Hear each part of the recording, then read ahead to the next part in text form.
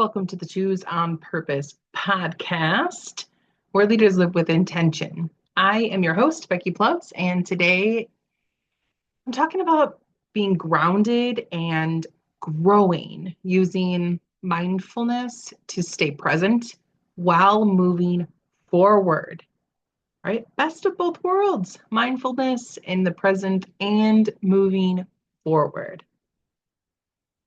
So, if you're ready to stay rooted in the present while building momentum toward your dreams, this is the episode for you. We're going to learn how mindfulness helps you balance growth with peace and purpose. So, the topic is all around the power of staying present while making progress in our lives. And a personal story that I can share with you in the present is really how focused I am starting my 75 hard day challenge. And this is a really good example of how being in the present moment is necessary. And I know I touched on this in another episode, but now I'm in it and I'm remembering it so clearly how much it keeps me present to what's the next thing while I'm in the thing that I'm doing right now. So being able to, appreciate right now what I'm able to work on and move in the energy of while I'm working towards changing something, my habits, my discipline, right? The way that I'm showing up. These are things that are occurring at the same time. I'm able to be present in the action steps that I'm taking while I know my outcomes and being able to look towards that change in my life, right? Because there's a struggle between being in the present and making progress. I know for me, this has been a work in progress, a work in progress, right? So, why do we often feel like we must choose between slowing down or moving forward? I think that that's a big myth that we have to choose, actually, right? Because if I slow down, then I'll fall behind. That's the misconception. And I really believe that also the more that we slow down, we're able to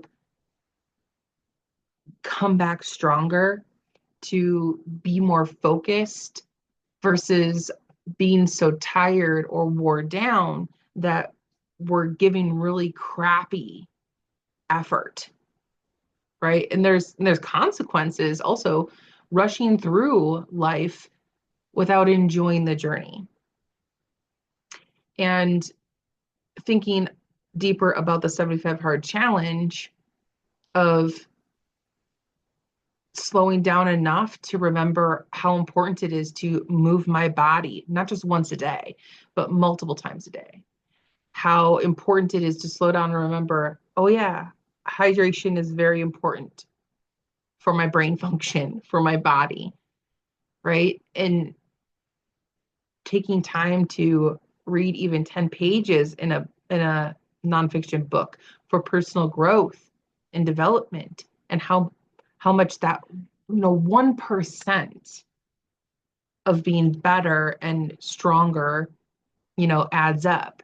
Doesn't have to be I went 150% every day, and I can slow down, and it builds the strength. That's truly what I believe.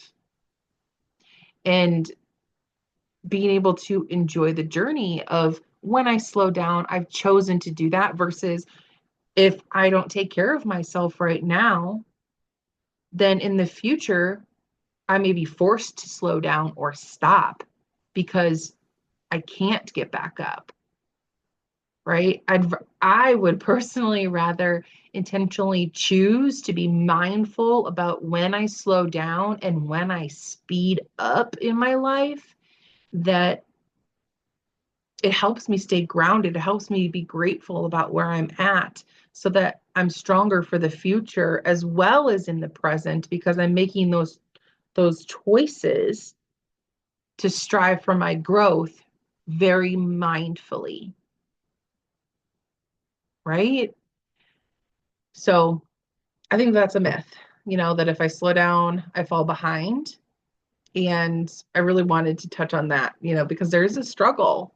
I hear it all the time. I feel it often in myself that there's a struggle between staying in the present and also making progress without feeling that I'm falling behind.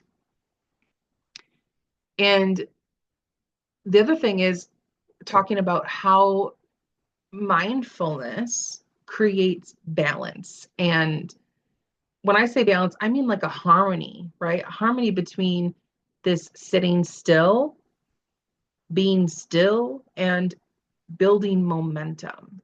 I believe that there's a harmony in using mindfulness to create that harmony and that balance between the sitting still and the momentum that's built. Because mindfulness isn't about doing less, it's about, right? It's about being fully engaged in what we're choosing to do. That's a big difference. Fully engaged in what you're doing. And the difference between intentional action versus impulsive hustling is mindfulness. It's that harmony, that balance between,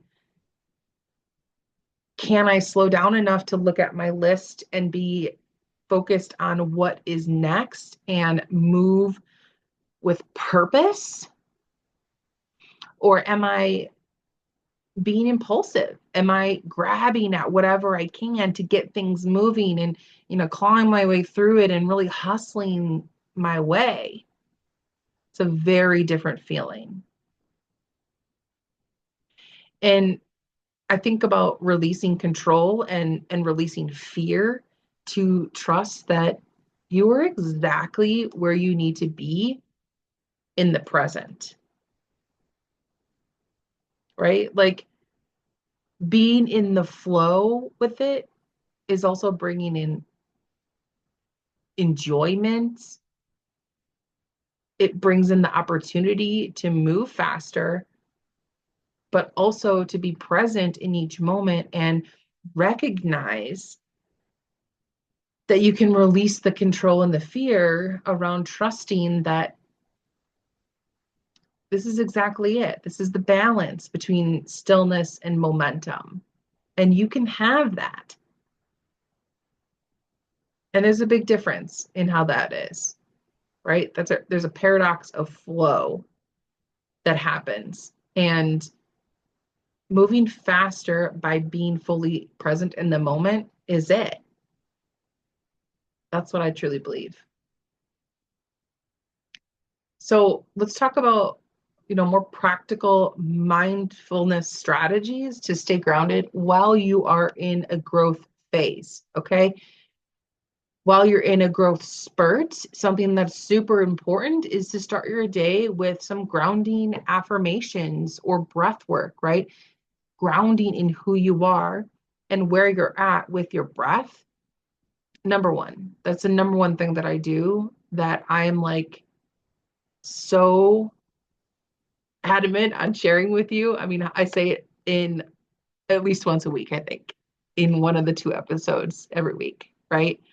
And having these intentional pauses is another strategy that scheduling those short check-ins throughout your day to refocus. That's one of them that I am tightening up on. I'm getting better at and recognizing like slow down even for 10 minutes. Slow down and give yourself this intentional pause to refocus, to recharge, to refresh your mind, your body, your soul, and tap back into what's next, right? Where are you growing next in your day? And really being able to fully immerse yourself in that one task, that next thing, or the thing that you're currently in, that boosts the effectiveness of what you're doing.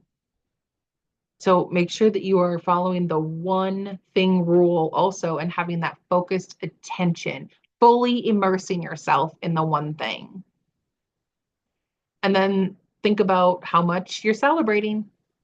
I know I've been saying this all month. Celebrate those small wins to reinforce that progress, how important it is to be mindful in tracking the achievements so that you can fully see that the small steps create big freaking change in your life.